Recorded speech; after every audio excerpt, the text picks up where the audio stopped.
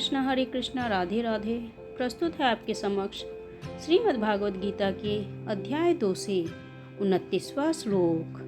आश्चर्येवत् पश्यति कश्चिदेन माश्चर्येवत् वदति तथैव चान्यः आश्चर्येवश्चेन्मन्ये शृणोति श्रुत्वापि येनं वेदं न चैव कश्चित्।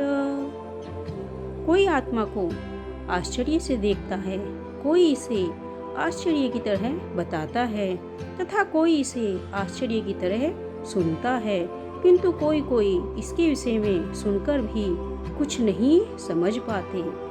कहने का तात्पर्य है, चूंकि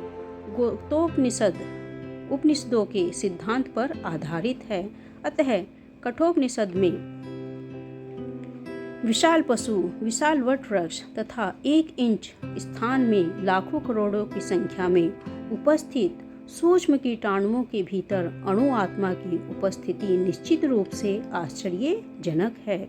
अल्पज्ञ तथा दुराचारी व्यक्ति अणु आत्मा के स्फुलिंग के चमत्कारों को नहीं समझ पाता, भले ही उसे बड़े से बड़ा ज्ञानी जिसने विश्व के प्रथम प्राणी ब्रह्मा को भी शिक्षा दी हो क्यों न समझाएं। वस्तुओं के स्थूल भौतिक बोध के कारण इस युग के अधिकांश व्यक्ति इसकी कल्पना नहीं कर सकते कि इतना सूक्ष्म कण किस प्रकार इतना विराट तथा इतना लघु बन सकता है। अतः लोग आत्मा को उसकी संरचना या उसके विचरण के आधार पर ही आश्चर्य से देखते हैं।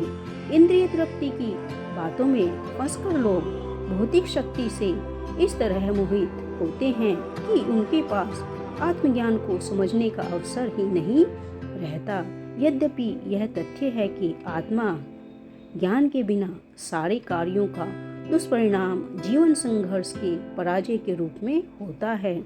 संभवतः उन्हें इसका कोई अनुमान नहीं होता कि मनुष्य को आत्मा के विषय में चिंतन करना चाहिए और उन दुखों का हल खोज निकालना चाहिए।